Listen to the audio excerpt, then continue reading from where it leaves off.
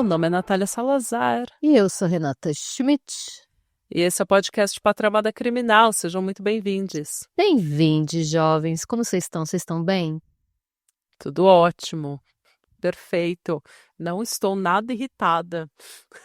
Eu não tava Hoje irritada. eu tô a cara da paz. Eu não tava irritada. Eu fiquei depois que a gente teve esse problema com o meu Covid. Já foi um dia cheio de problemas técnicos, gente. Tá muito difícil. Gente, eu acordei hoje. Assim, é difícil falar, porque não foi nem a macaca. Eu acordei com a conga na minha cabeça, porque eu tô tão irritada que nem eu estou me aguentando. Sabe quando aquele dia que você tá tão chata que nem você se aguenta? Eu tô irritada agora também, mas é por conta de... Sabe quando você tá quando você teve um problema e aí você fica inseguro, tipo, e se der problema de novo? Aí você fica, tipo, eu tô meio Sim. frita agora. Mas vai dar tudo certo nesse episódio. Vai até porque esse é um caso que eu tô muito animada pra te contar, porque eu quero muito saber a sua opinião. Muito mesmo, porque esse é um caso que ele... Faz muito tempo que esse caso me intriga, faz muito tempo que eu quero pesquisar mais sobre, eu tava sempre adiando, porque eu sabia que eu ia ter que pesquisar bastante pra poder passar tudo certinho, e agora chegou o momento. Tá, diga-me.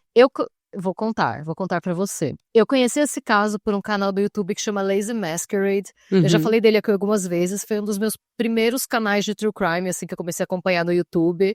Inclusive, eu recomendo, tá? Pra quem gosta de mistérios narrados em uma voz mais calma, sabe? E porque vocês vivem me pedindo, tanto no Telegram como às vezes no Insta, indicações de produtores de conteúdo em inglês pra quem quer treinar, né? Então, dica da tia, ele produz vídeo há mais de uma década, ele faz uns compilados excelentes pra quem gosta de ouvir essas coisas antes de dormir, com a voz calminha, assim. Então, eu conheci esse caso por lá, quando eu comecei a ouvir True Crime lá em 2019, se não me engano. Não lembro, mas foi nele. E além dele, eu usei como fontes o site do FBI, o site do Departamento de Polícia do Estado do Colorado, o Denver7.com, o Oxygen.com, a CBS News, o UnsolvedHomicides.com e o portal UnidentifiedAwareness.wiki. Ok.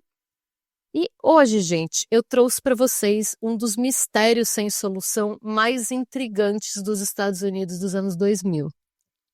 Que implica, inclusive, a existência de um assassino em série que pode estar em atividade até hoje.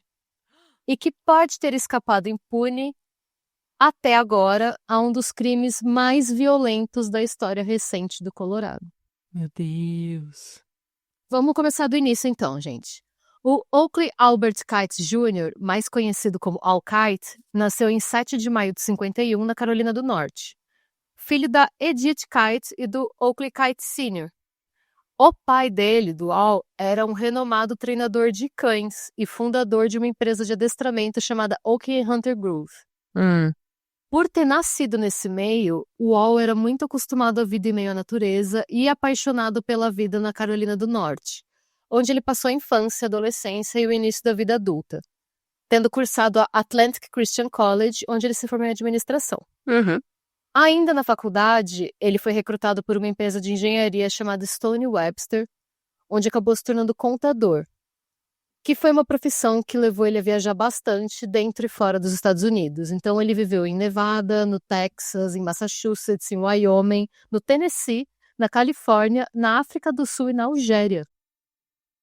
Em 76, o Al se casou com uma antiga colega de escola chamada Gayle, com quem ele passou 12 anos, mas o relacionamento acabou não dando certo. O divórcio veio em 88 e, segundo amigos e conhecidos do Al, foi amigável.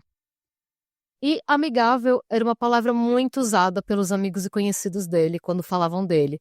Ele era sempre descrito como um cara extremamente confiável, extremamente pontual, e ele era super outdoors, ele era muito ligado em fazer coisas ao ar livre, em fazer passeios na natureza, e fazer trilha e tal.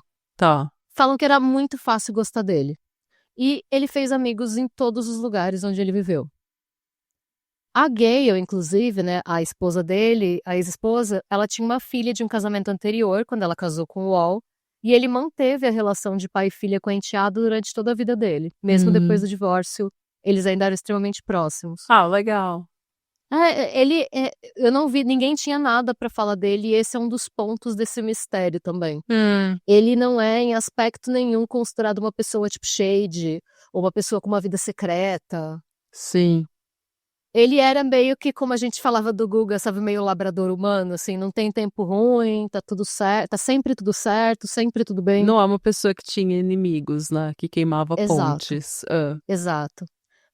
Em 98, a Stone Webster, que era a empresa onde ele trabalhava, fez uma proposta para ele se transferir para o escritório do Colorado. Uhum. E ele decidiu que essa era a oportunidade perfeita para uma mudança de ares, principalmente tendo em vista as diversas opções de trilhas e atividades ao ar livre de que ele poderia participar. Então, dizem, né, que o estado do Colorado é muito famoso por ter várias opções de coisa para fazer nesse sentido. Você pode esquiar, você pode Sim. fazer arvorismo, tem um monte de coisa, é meio que famoso por ter essa vibe, Tem né? montanha, deserto, tem de tudo. Dá pra fazer de tudo. E é assim que a gente chega à cidade de Aurora, que na época tinha cerca de 277 mil habitantes. Ele foi para Aurora para se estabelecer, ficar perto do escritório. Ele se adaptou super rápido e comprou uma casa em um condomínio na St. Helena Street na virada dos anos 2000. Hum. Ele ficou na Stone Webster até 2002, só que aí a empresa passou por uma redução no quadro de funcionários e ele acabou sendo demitido. Tá. E ele acabou enxergando a demissão como uma oportunidade para fazer uma mudança de estilo de vida. Por quê? Ele estava com 51 anos e ele percebeu que passou a maior parte da vida se dedicando ao trabalho e que estava na hora dele começar a dedicar mais tempo e energia a ele mesmo, aos Sim. hobbies que ele tinha. Eu acho Porque que quando uma é coisa uma... grande acontece, você já tá com 50 anos, você Sim. fala, ai, gente, sabe? O que eu tô fazendo? Exato. E ele Entendeu? começou a pensar, tipo, ó, eu não tenho. Assim, na cabeça dele era tipo, ele não tinha filhos, então não era uma questão de tipo, nossa, não preciso. Ele não tinha, tipo, dependentes que precisassem dele financeiramente, sabe? Ah, Então ele pensou, tô, né, chegando na metade da minha vida, por assim dizer, e pra que eu trabalho tanto? é porque dependendo do que você faz, o dinheiro já nem significa mais tanto. Porque, assim, é aquilo, todo mundo precisa de dinheiro do básico. Mas É, depois que passa do básico, chega uma hora que não vale a pena você trocar a sua vida, é, sabe? A sua criatividade, o seu interesse, a sua alegria pelo dinheiro, porque o dinheiro já não tá te comprando coisas que fazem você feliz. Então, depois, sim. passando do básico, é meio que, ai, tá valendo a pena isso daqui? E pelo É jeito ele não exatamente isso. precisava, ele teve uma boa carreira, ele não estava precisando do Sim. básico, então é normal que ele tenha esse tipo de questionamento. E aí ele parou e pensou, gente, vale, eu quero passar o resto da minha vida assim? Ah, Não. E aí ele decidiu então que ele ia dedicar mais tempo e energia aos seus hobbies, interesses e relacionamentos, em hum, vez de passar o dia todo no escritório, sendo que ele ficava olhando pela janela e querendo estar no meio do mato, sabe? divo. Então o que que ele fez? Ele arranjou um emprego que pagava menos e oferecia cargas horárias bem tranquilas em uma empresa de consultoria chamada Carter Burgers. E usou uma parte do dinheiro do desligamento para transformar o porão da casa dele num pequeno apartamento independente. E ele alugou Hum, esse apartamento e usou a renda extra para pagar o restante da hipoteca. tá vendo? E aí, o que que ele fazia? E tem um detalhe que ele gostava muito também dessa parte de reforma, ele gostava de fazer as coisas sozinho. Ah, Então, ele imaginou que ele seria um bom landlord, porque a maioria das coisas de consertar da casa e tal, ele poderia fazer. Ele não ah, precisaria ter um faz-tudo, tô me ter... identificando com ele.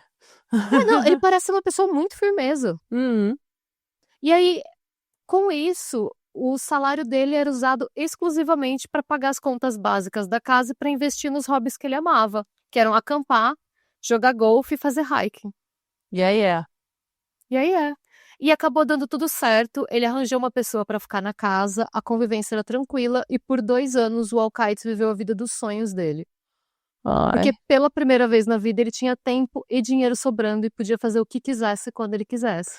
ai. E vai dar tudo errado. Vai, eu queria muito acabar a história aqui e falar e foi Ou isso. seja, gente, vocês estão vendo, é porque quando ele começou a ter mais tempo fora do trabalho, é que deu tudo errado. Então vai, fica É. no trabalho, fica no É escritório, pior, porque é mais seguro. meu, pior que ele tava trampando, né? Ele ia pro escritório. Aí que tá. Ai, Eu acho que o que me deixa mais triste dessa história. Eu não vou falar, tá. não vou dar spoiler. Hum. Bom, gente, então, por 2 anos, tudo estava praticamente perfeito na vida dele. Até que em maio de 2004, algo mudou. O inquilino precisou sair e o UOL colocou um anúncio nos classificados de Aurora anunciando o apartamento novamente para locação. Pouco tempo depois dele colocar esse anúncio, um homem chamado Robert Cooper entrou em contato com ele, alegando ter interesse em se mudar imediatamente.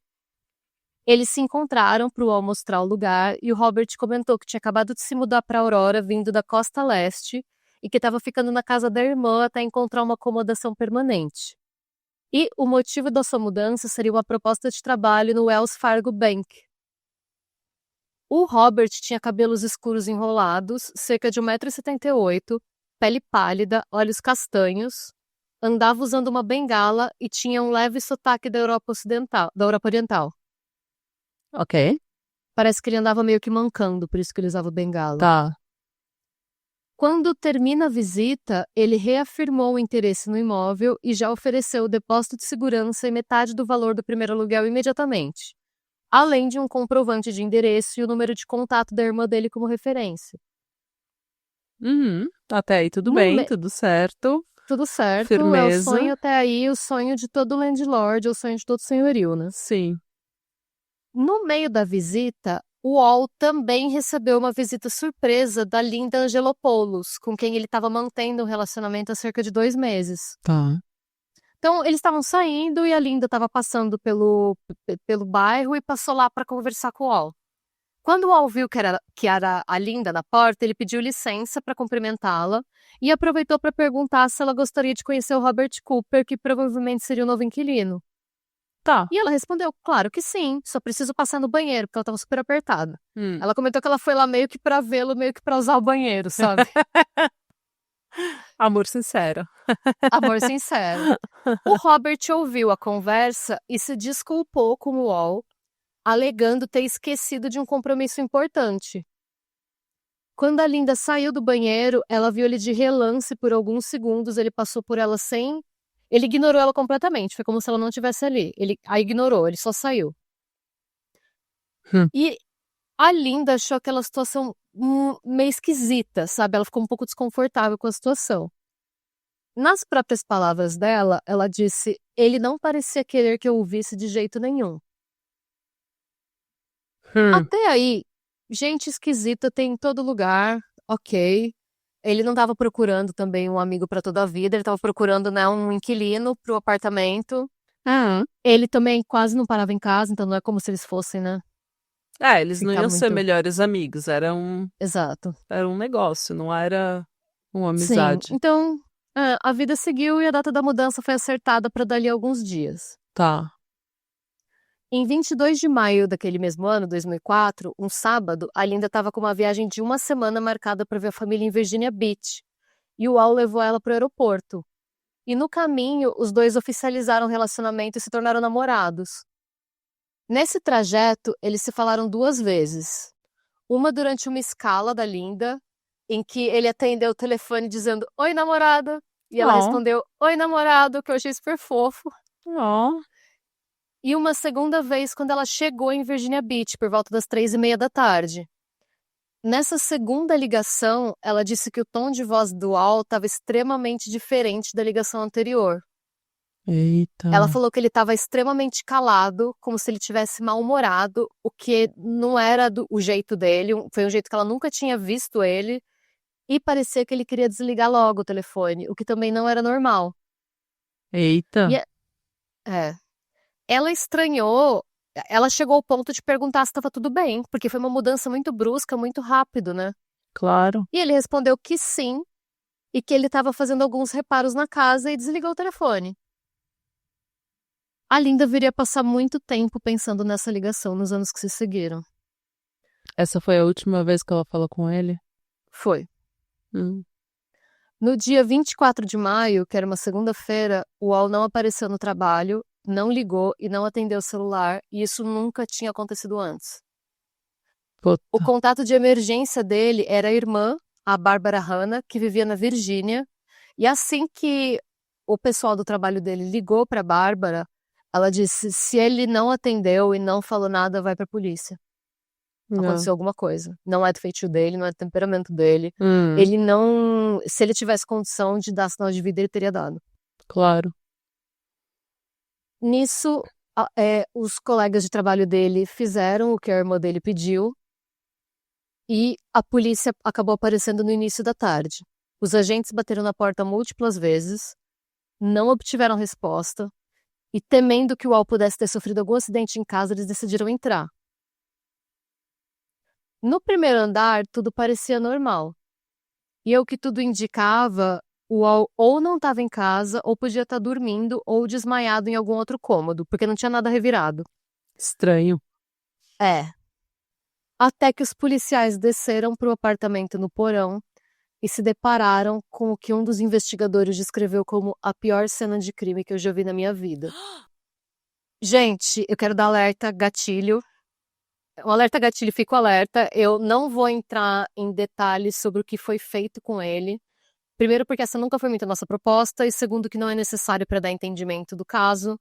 O que eu Mas vou dizer. caralho, pra gente emitir detalhes do que foi feito é porque o negócio foi muito ruim. É. O que eu vou dizer é que o Al demorou muito tempo para morrer. Foi extremamente dolorido, extremamente elaborado e extremamente meticuloso. Foram usadas uma cadeira, cordas e diversos instrumentos perfurocortantes, com a Puta. causa da morte sendo identificada como 22 facadas dadas apenas no final, depois que ele já tinha passado por muita coisa. E só para dar uma ideia, e o motivo até pelo qual eu dei o alerta gatilho, e esse é o único detalhe que eu vou dar sobre o que foi feito com ele, porque eu acho que, de certa forma, é relevante para o que a gente vai discutir sobre o perfil do assassino e tal. O Al teve facas enfiadas em seus olhos e ouvidos enquanto ainda estava vivo. Puta que pariu. Hum, As facas usadas para isso foram retiradas da própria cozinha, mas o assassino também trouxe facas de fora consigo. No total, 12 facas de caça e de cozinha foram encontradas na propriedade, e acredita-se que caralho. apenas 6 pertenciam ao Al-Qaeda.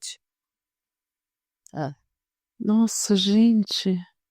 Não, foi uma coisa assim. Pensa em Seven, os 7 crimes capitais. Foi nesse nível Puta que pariu. de horror. Foi uma coisa horrível mesmo.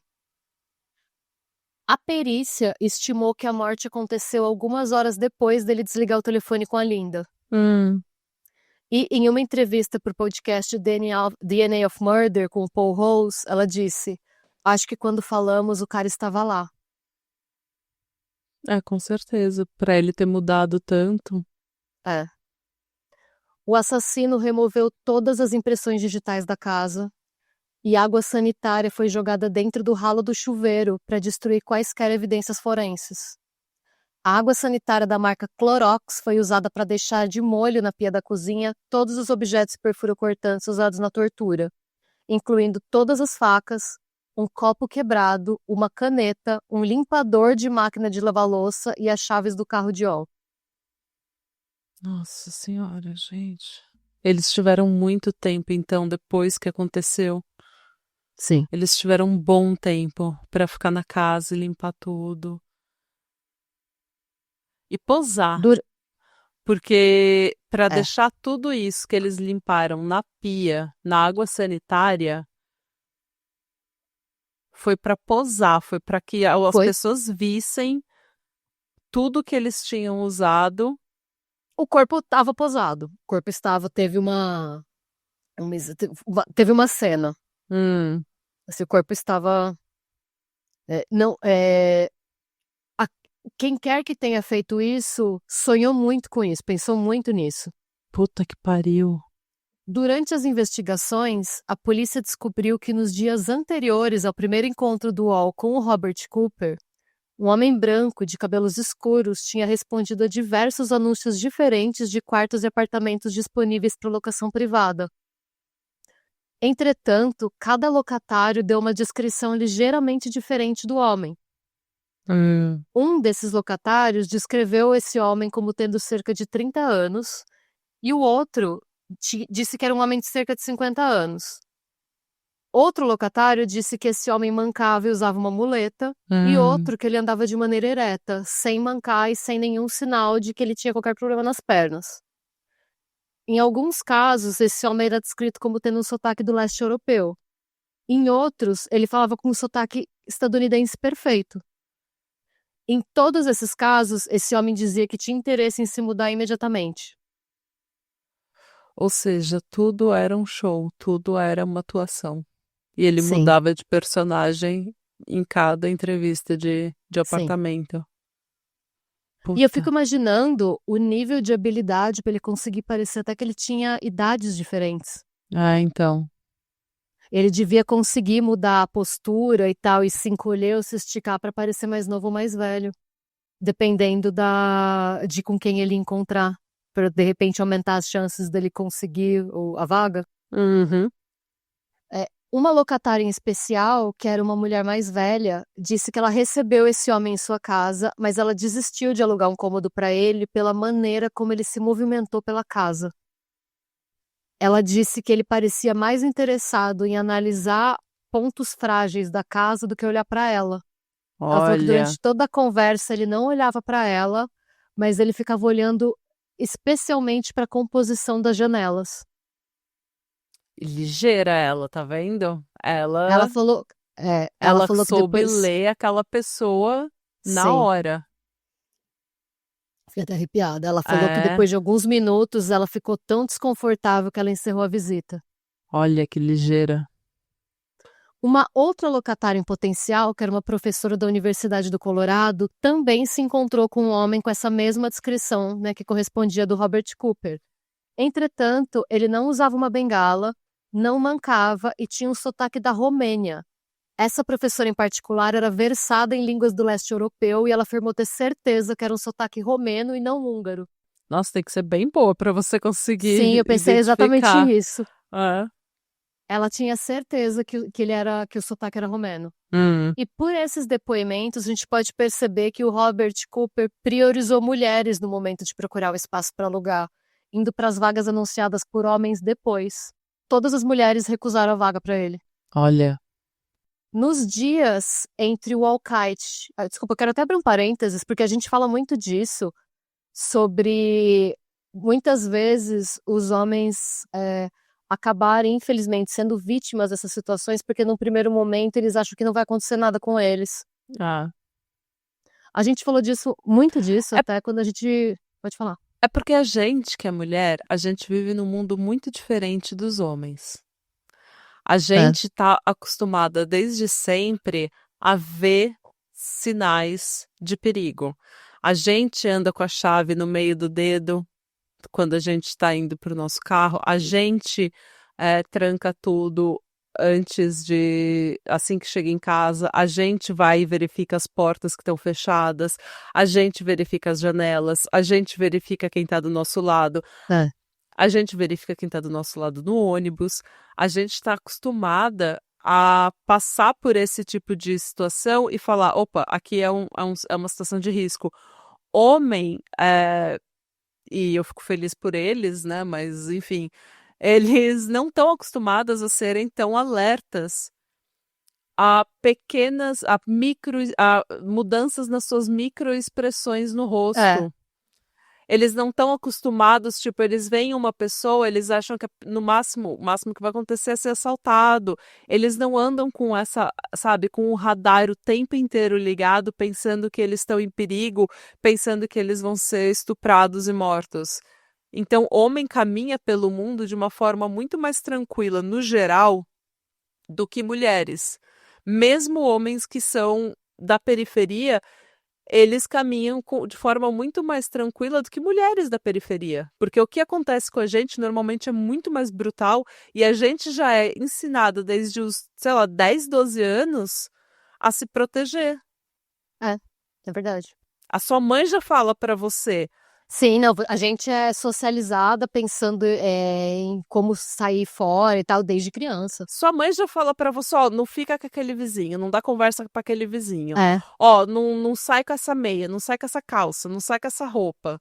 Ó, cuidado no ônibus, faz isso. A gente fica o tempo inteiro, e isso a gente tem 10, 12 anos de idade, a mãe já tá colocando na nossa cabeça. E com razão. Não, e com 10, 12 anos de idade, a gente já passa por umas situações tensas. Eu lembro quando eu tinha 14 anos, eu tava em Itanhaém, na praia, com a minha mãe e com a minha avó. E eu saía, eu acho que eu já contei isso aqui, eu saía muito pra correr na praia, né? E minha mãe e minha avó preferiam andar, então eu saía correndo na frente e elas ficavam atrás. Então elas estavam andando atrás e eu ficava meio que correndo em círculo. Eu ia e voltava, ia e voltava. Nisso, no que eu tava indo, Natália, era um homem, ele devia ter uns 70, 80 anos. Ele começou a ir atrás de mim na bicicleta, ele emparelhou e começou a me fechar e mandar eu pular na bicicleta dele. Ele ficou, sabe? E aí a minha mãe viu de lá de longe e veio minha mãe e minha avó gritando. Eu só ouvi as duas, vem safado! E ele fugiu. No que ele viu as duas vindo, ele veio, eu tinha 14 anos, eu nunca esqueci. Faz Não. mais de 20 anos que isso aconteceu. Eu aprendi. Até no podcast eu já até falei sobre, tipo, homem mexendo com você na rua.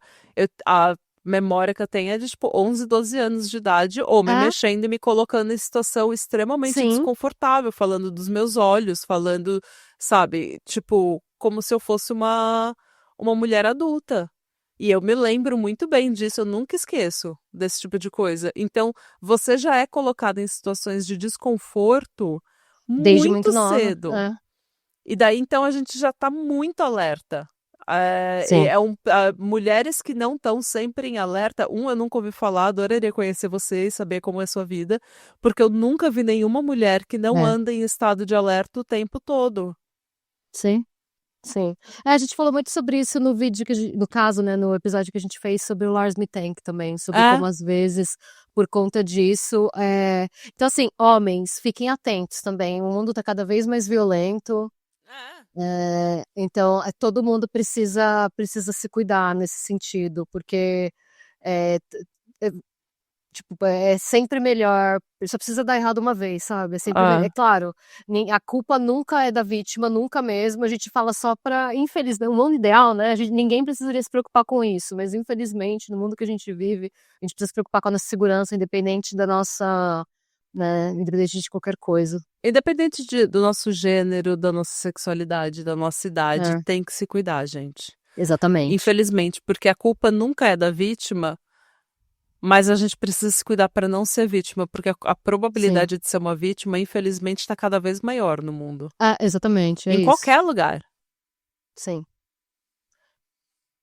E, gente, nos dias entre o Al-Qaeda e o Robert fecharem o acordo e o corpo do Al ter sido encontrado pela polícia, alguns vizinhos informaram ter tido interações estranhas com o Robert Cooper. Um deles disse que tentou se apresentar para ele quando descobriu que ele estava de mudança, mas foi literalmente ignorado. Ele falou que foi surreal, assim. Ele falou que ele chegou pro Robert e falou: "Oi, você que é o novo inquilino, eu sou o fulano." E o Robert passou por ele como se ele não existisse. Caralho. E uma vizinha disse que também encontrou com ele um caminho para uma trilha e que ele se limitou a encará-la. Ela cumprimentou ele, ele não cumprimentou ela de volta e ficou olhando fixamente para ela até ela sumir da vista dele, sem dizer Caralho. nada. E no Mano. depoimento dela, ela informou que ele andava perfeitamente bem, sem mancar e sem bengala. Os vizinhos não tiveram tempo de falar essas coisas pro Al, porque ele estava fora quando essas interações aconteceram, e eles não chegaram a se encontrar com ele antes da data da mudança. Ai, gente. O detetive Thomas Sobieski, que é responsável pelo caso, informou que diversas testemunhas ouvidas durante a investigação comentaram ter visto ou ouvido o Al comentar que o novo inquilino tinha pedido para deixar uma das poltronas que ele viu na sala de estar no apartamento dele no porão, e que o Al tinha se oferecido para fazê-lo, mas ele não tinha, num primeiro momento, conseguido colocar a cadeira, que era meio que uma poltrona, sabe, num ângulo em que ela passasse pela escada. E por que eu tô contando isso? Porque o investigador acredita que a entrega da cadeira teria sido a desculpa encontrada pelo Robert para isolar o Al-Qaeda no apartamento do porão. De repente, o que eles acham, né? Que do mesmo jeito que ele fez com a mulher, ele deve ter olhado fixamente para as coisas do apartamento, viu, né, no layout e na cadeira a desculpa que ele precisava, porque como era uma poltrona maior, ele deve ter pensado, ele não vai conseguir mexer essa cadeira sozinho, ele vai precisar da minha ajuda e essa é a oportunidade que eu preciso para fazer o que eu quero fazer. Ai, gente. Ai. Isso. E por que que o investigador acredita nisso? Porque a análise de uma lesão na nuca do Al indica que o primeiro golpe foi desferido por trás, provavelmente enquanto ele estava tentando descer com a cadeira. Não restam dúvidas para a polícia de que o Robert Cooper assassinou o Al Kite, que ele agiu sozinho. De acordo com os investigadores responsáveis pelo caso, tudo aponta que o ataque do Robert Cooper contra o Al Kite foi total e completamente aleatório. O Al Kite não tinha dívidas, não tinha inimigos e nenhum tipo de desavença que justificasse um ataque dessa intensidade. Depois de torturá-lo e matá-lo, Robert comeu a comida da geladeira do Al, dormiu em sua cama, tomou um banho em seu chuveiro e usou suas roupas. Caralho, que coisa horrível. Eu fiquei até arrepiada de novo, porque é assustador. Muito Golden State Killer. O ralo do chuveiro do banheiro do Al também foi lavado com água sanitária depois disso. Ele pensou em tudo. O último avistamento confirmado do Robert Cooper aconteceu no domingo, 23 de maio, por um vizinho que o viu levando sacos de lixo. Mais tarde, na segunda-feira, 24 de maio, o carro do Al Kite, que era uma picape azul e cinza, foi encontrado estacionado na rua a 1,5 quarteirão da casa. O carro também não tinha digitais, mas alguns traços de DNA puderam ser coletados e analisados. Uma análise de um dos lixos da cozinha da casa revelou os papéis que o Robert Cooper usou para se candidatar para a vaga, contendo nome, Social Security Number, que é tipo o CPF deles, né? Endereço da casa de sua suposta irmã e o telefone. O endereço que constava nos documentos era, na verdade, um dos prédios do campus da Faculdade de Medicina da Universidade do Colorado. O Social Security Number que ele forneceu era, na verdade, de uma mulher. Essa mulher chegou a ser investigada, mas não tinha nenhuma relação com o caso, o que tudo indica que ela teve a identidade roubada. O número de telefone era real. Eu imagino até que ele precisava para contatar os anúncios e tal, né? E esse número vinha de um telefone pré-pago. Esse aparelho foi rastreado e encontrado em uma área abandonada de Denver, famosa por conter um assentamento de pessoas em situação de vulnerabilidade. Uma análise do telefone revelou que o número foi usado em diversas respostas a anúncios de vaga em casa, revelando que o Robert Cooper tentou alugar quartos em pelo menos 12 outros lugares antes de conseguir a vaga na propriedade do Al Kite. 12. Gente. O aparelho de telefone foi comprado próximo à Faculdade de Medicina da Universidade do Colorado. A relação do Robert Cooper com o prédio é algo que ainda intriga a polícia, porque muitos dos anúncios de vaga aos quais ele respondeu tinham sido colocados nos quadros de anúncios da biblioteca da faculdade. Eita. E alguns desses anúncios, como o feito pela professora da universidade, que comentou que ele tinha um sotaque romeno, não foram postados em nenhum outro lugar. Cara. E isso, somado à forma como o Al foi assassinado, levaram a polícia a assumir que o Robert Cooper provavelmente possuía experiência médica. E a investigação revelou também que o aparelho celular e o chip foram comprados cerca de um mês antes do crime ser cometido, de maneira que as imagens das câmeras de segurança do dia da compra já tinham sido apagadas, quando a polícia chegou lá. Caralho, que ódio! Ele pensou em tudo deu certo. Sim. Uma análise dos cartões de crédito e das contas bancárias do Al Kite mostraram que seus cartões de crédito haviam sido substancialmente usados depois de sua morte, e recibos encontrados dentro do carro revelaram que seu cartão de débito foi usado em um caixa eletrônico na vizinhança, no banco Wells Fargo, onde o Robert disse que iria trabalhar. A câmera do caixa eletrônico revelou as únicas imagens conhecidas do Robert Cooper. Ele pode ser visto com o rosto completamente coberto por uma máscara de esqui e luvas com o braço para fora do carro para sacar dinheiro. A gente vai postar essa foto nas nossas redes sociais. Tá. Misteriosamente, o Robert Cooper sacou apenas $1.000 exatos da conta do Al Kite. o equivalente ao depósito e a metade do primeiro mês do aluguel que ele tinha pagado. Puta que pariu. Tinha muito mais dinheiro na conta do Al e se ele quisesse, ele poderia ter sacado tudo, mas ele não o fez. Não era O que sobre o mostrou pra... dinheiro. Exatamente. Ele só pegou de volta o que ele deu de entrada. Acredita-se que, ao sair do caixa eletrônico, o Robert Cooper estacionou o carro do Al onde ele foi encontrado, deixando os recibos no banco da frente, desceu, voltou para casa, jogou as chaves na pia cheia de água sanitária, tirou o lixo e foi embora. E aí, essa informação revela algo no mínimo assustador. Que o Al-Qaeda foi vítima de um ataque ao mesmo tempo meticulosamente planejado e completamente aleatório, cometido por uma pessoa que passou anos, se não décadas, aperfeiçoando a arte de matar, capaz de torturar por horas e assassinar um homem completamente inocente debaixo do nariz de uma cidade inteira e desaparecer como se fosse um fantasma. Todas as linhas investigativas foram seguidas para tentar explicar uma relação de causalidade para o crime. De repente, um assassinato contratado, porque ele trabalhou como contador para grandes projetos de engenharia, né? Ele chegou a trabalhar, inclusive, com a planta, na planta energética nuclear de Surrey, na Carolina do Norte, e nos Lawrence National Laboratories, na Califórnia. Então, a polícia chegou a se perguntar se ele teria visto ou feito alguma coisa que tivesse colocado ele em risco a ponto de ter tido sua morte encomendada, né? Sim. Entretanto, nenhuma evidência nesse sentido foi encontrada pela polícia. Não teve nenhum tipo de demissão suspeita, nenhuma denúncia ao RH, nenhuma trilha de papelada, nada indicando o envolvimento dele em nenhum projeto de alto risco. A gente sabe que por não ter, o fato de não existir nada não quer dizer necessariamente que nada nesse sentido aconteceu.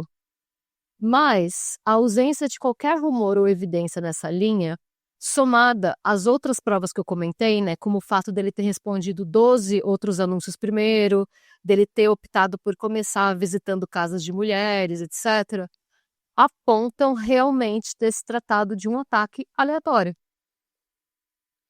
O crime era planejado, mas a vítima era aleatória. Exatamente. Porque a vítima não era o ponto. A vítima não era o interessante. O interessante era só o crime. Ele aperfeiçoou absolutamente tudo, a vítima não interessava. Sim. E a polícia acredita que o Al foi escolhido por viver sozinho e não ter família vivendo na área, o que diminuiria as chances do Robert ser surpreendido durante o crime. E a namorada dele não conseguiu identificar nada do Robert? Ela falou que passou muito rápido. Ela saiu do banheiro, ele estava saindo da casa. Ela viu um relance, ela falou que ela viu ele por segundos. E a natureza doce e ingênua do Al teriam tornado ele uma pessoa fácil de se tirar vantagem. E isso não sou eu dizendo, tá? Isso é a irmã dele que fala, a Barbara Hanna, e numa entrevista para a imprensa ela comentou: é tão difícil imaginar por que isso foi feito. Esse cara fez isso pela emoção. Ele só queria achar pessoas para matar e trouxe seu próprio kit de tortura. E sabia que tinha todo o tempo do mundo.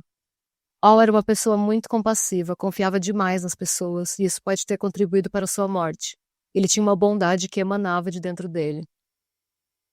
E a Linda tinha uma opinião muito similar à da Bárbara. Ela conta: ele era um cara muito legal e teria dado qualquer coisa se alguém tivesse pedido. Ele era esse tipo de pessoa.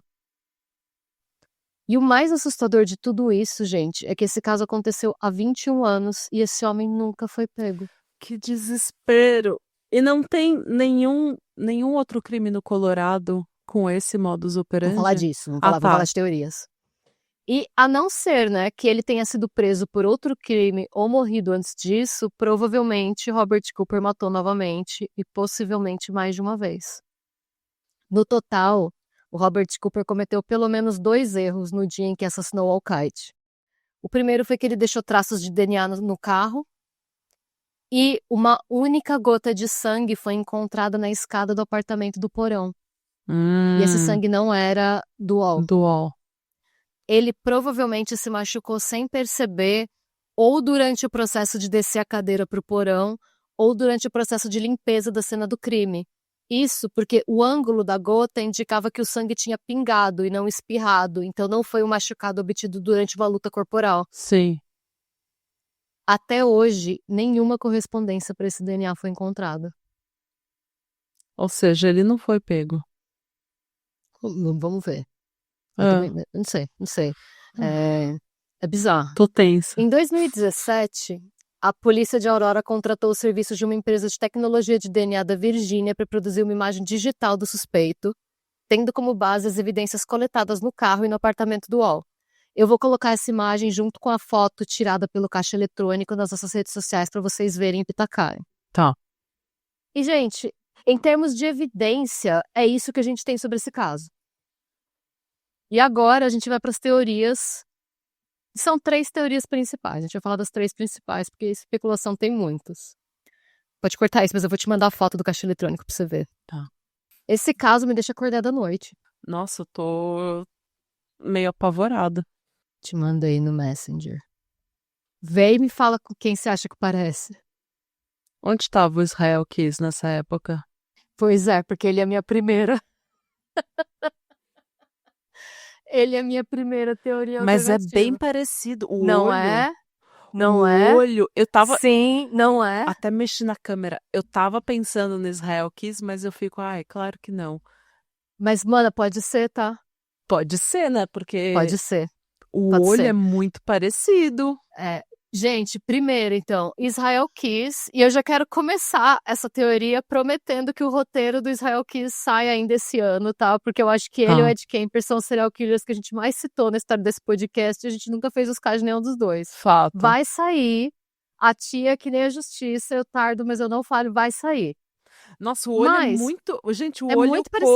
corpo, o É muito jeito alto, parecido, é muito magro. Mano, pra mim foi ele. Desculpa já dar esse spoiler, mas pra mim, nada me tira da cabeça que foi ele.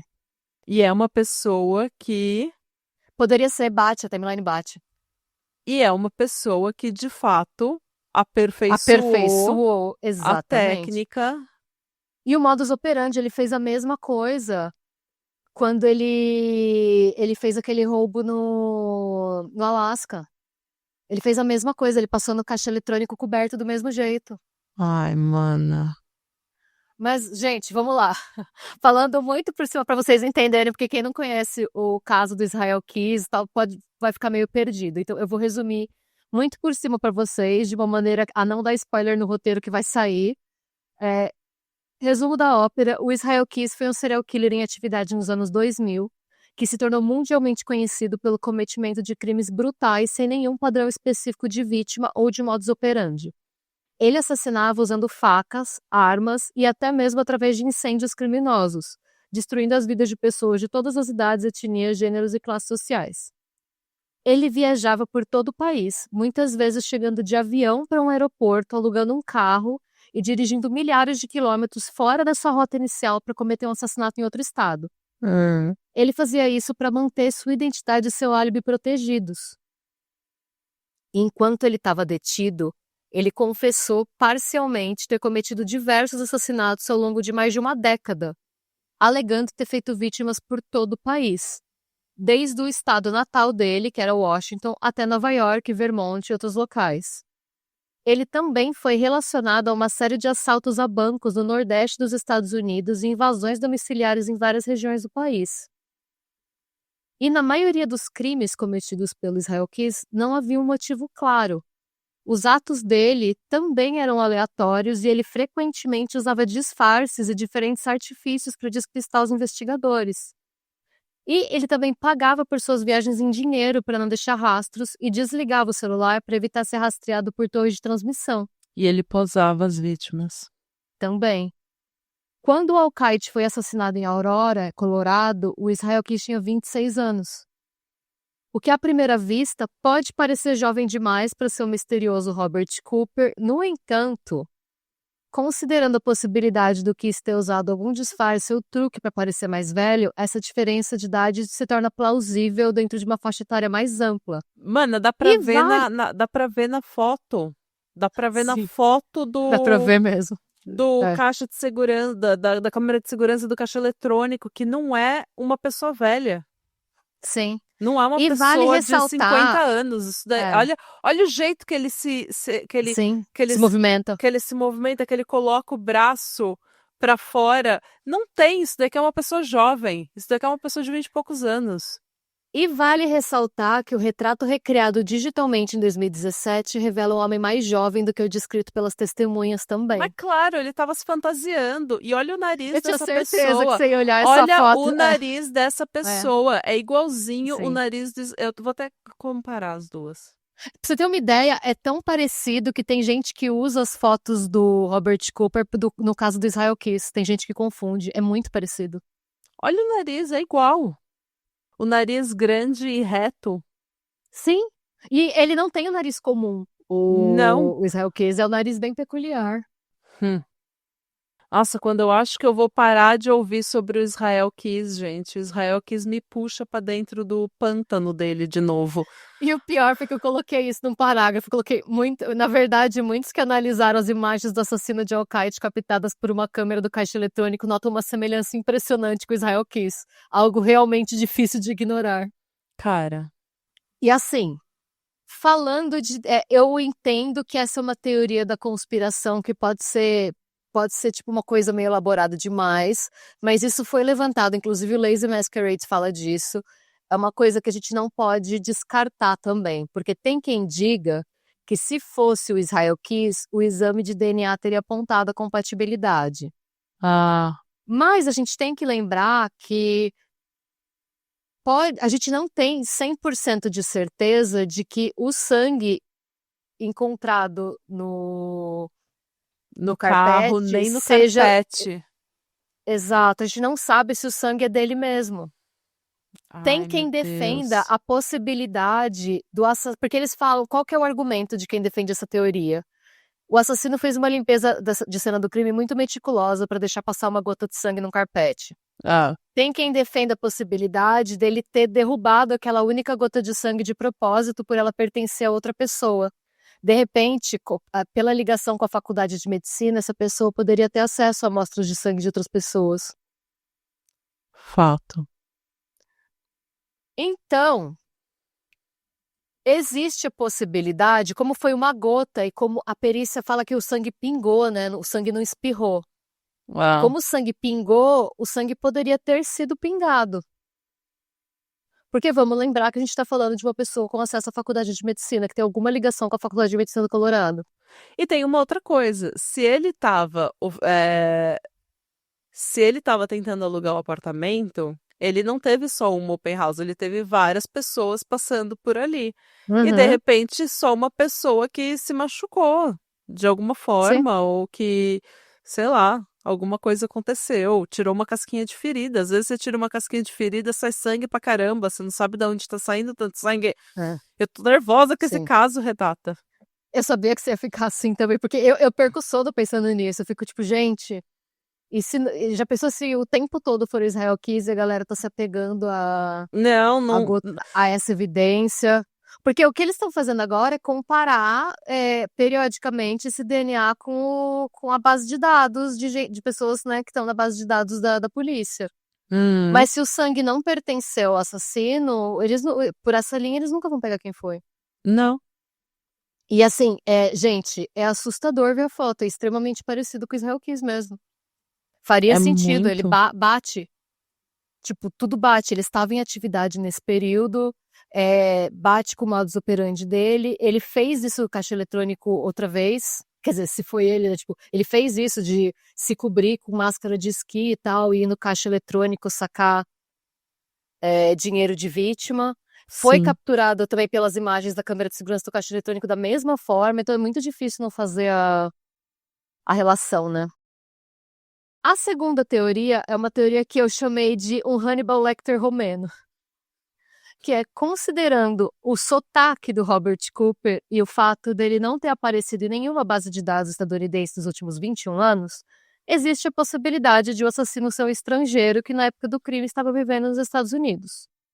Possivelmente um estudioso ligado à área médica, tendo em vista a relação do assassino com a Universidade do Colorado.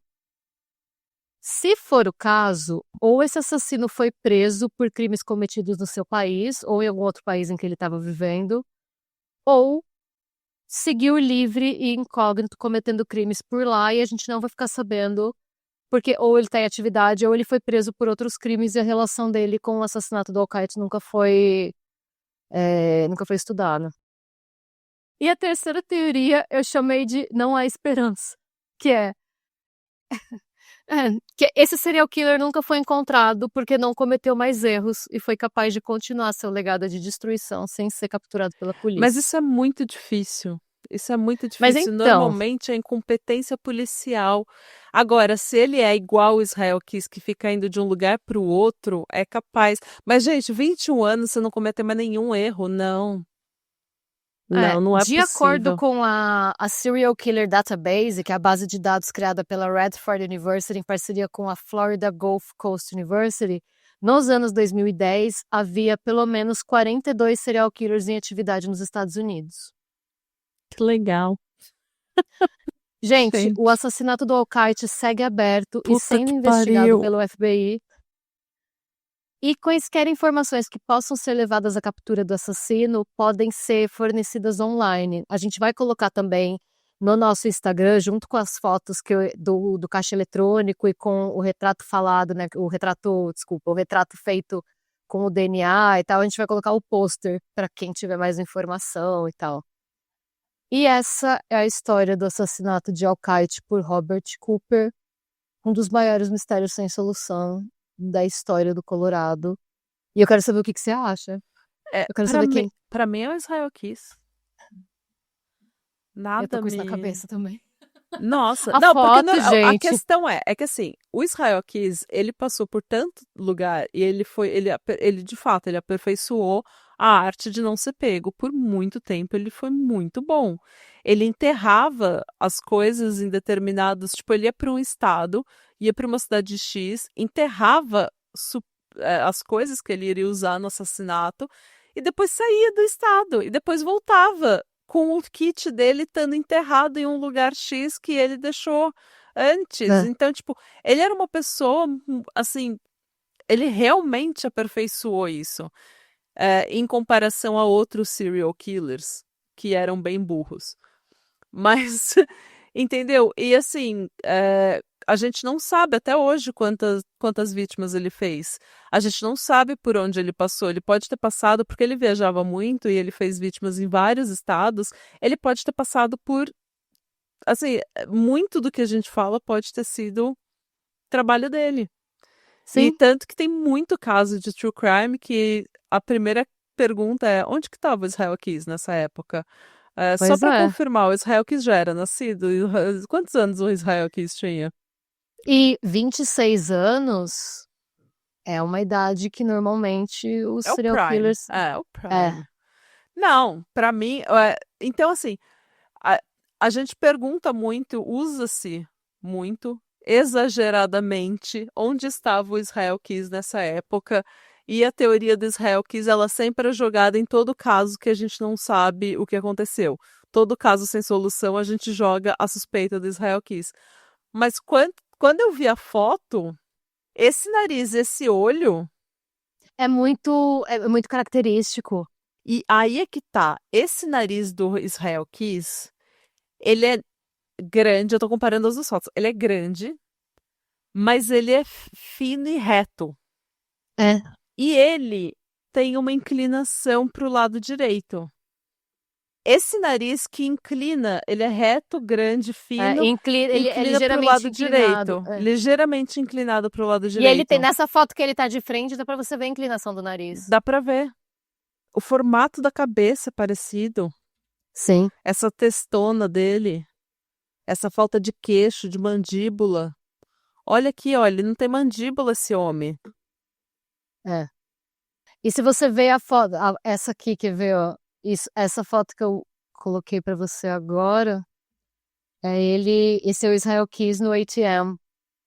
Então, tipo, esse é uma coisa que ele fazia. Ah, então. Não há dúvidas pra mim. Eu vou morrer nessa teoria. Eu fico pensando, porque quem diz que não foi ele fala do lance do sangue, mas a gente não tem como saber se o sangue é dele É. mesmo.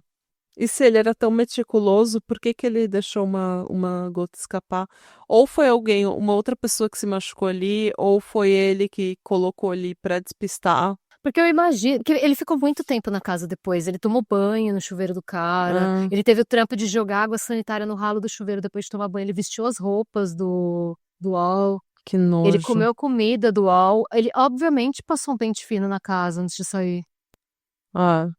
Mas não sei, vamos acompanhar, Nossa, né? Também coitada, não. gente. Ai. É. Não, é triste, porque foi assim, foi totalmente aleatório, podia ter sido qualquer pessoa. E uma pessoa tão legal, uma pessoa maravilhosa, que não tinha, Sim, sabe, que tava finalmente vivendo a vida como ele queria viver, com curtindo uma a vida namorada dele. nova, ele e a Linda tiveram o futuro deles roubado deles, sabe? A vida que eles podiam ter juntos foi roubada deles. Eu fico com muita dó, assim, porque dá pra você ver que ele tava na melhor fase da vida dele. E que o erro dele foi ser gente boa demais. Ah, É isso, eu acho, é muito injusto você viver num mundo em que é isso que acontece quando você é é bom. gente boa demais. E É confia muito nas triste, é pessoas. muito triste. Quem sabe a gente ainda não vai ver esse caso ser resolvido, né? Eu tô muito chateada. Mas esse caso é bizarro. Eu não sei como não é mais conhecido. Eu gostaria de tirar uma soneca. Você já pode tirar uma soneca, já acabou, não se preocupe. Eu quero dormir.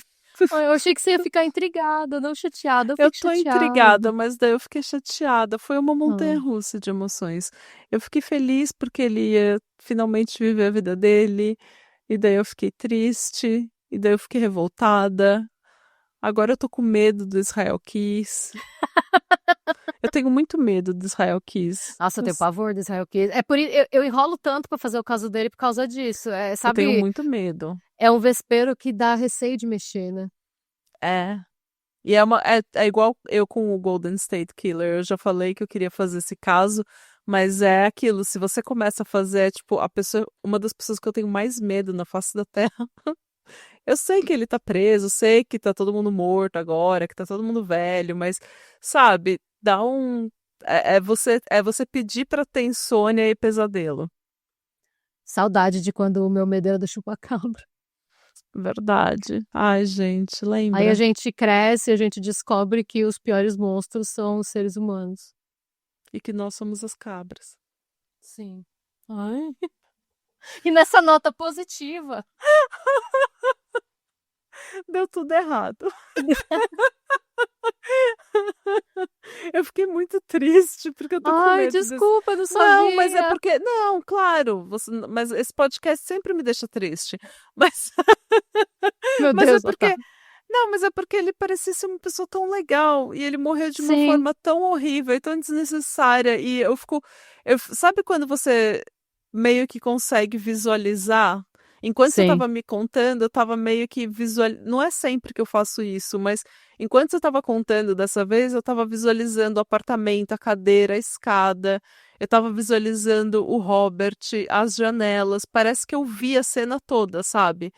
E daí me deu uma tristeza maior. Não, mas é uma história muito triste. É muito. Eu acho que é muito difícil pra gente ver uma injustiça dessa. E É, totalmente aleatória, totalmente. e daí, enquanto eu não tinha visto que era o Israel Kiss, Tava daí eu tudo tava bem. bem. Ainda tava tudo indo bem. Mas daí, agora que eu vi que é o Israel Kiss, gente, ninguém vai mudar minha opinião, é o Israel Eu, Kiss. eu, eu acho muito difícil ignorar a semelhança das fotos.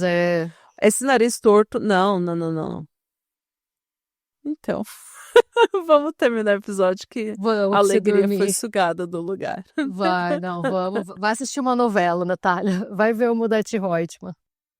É isso, gente. Sejam bons, busquem conhecimento. Eu espero não ter estragado muito o dia de vocês, mas eu quero saber o que vocês acham. Quero teorias, porque esse caso realmente me deixa acordada à noite. Às vezes eu tô lá parada e penso, gente, Às vezes como no que. silêncio da noite, Eu fico imaginando o como que não. Israel Kiss. Não, como que não pegaram, como que não falaram, gente, olha essa foto, como que não é o Israel Kiss? Me conta como que não é. Eu tô esperando alguém vir e falar. É o Israel Kiss, eu tô É esperando alguém claro que é o Israel confirmar. Kiss. Ninguém vai mudar a minha opinião, gente. O Israel Kiss tem que aparecer na minha frente e falar que não foi ele. Exatamente, o que não vai acontecer, nós sabemos. É, porque ele está jazido. Sim. Graças a Deus. Amém. Então tá bom, jovens. Vamos dormir. Vamos. E um beijo. Muito obrigada pela sua audiência, pela sua paciência, suculência, pela sua alegria de viver. Sim, e não esquece que domingo tem episódio novo saindo no nosso canal no YouTube. Esperamos vocês Exatamente. lá. E para conteúdos exclusivos, você pode sempre ir para Orelo. Ou pro YouTube e virar membro do canal.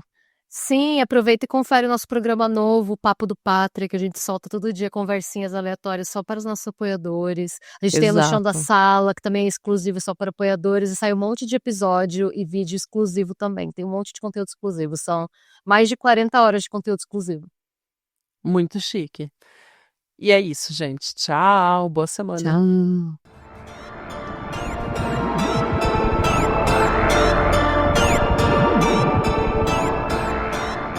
E se você gostou desse episódio e quer receber conteúdo exclusivo sem comerciais, vá até a Orelo para se tornar um apoiador do Pátria. Você também pode se inscrever no nosso canal do YouTube para episódios inéditos todos os domingos. E agora sim, tchau!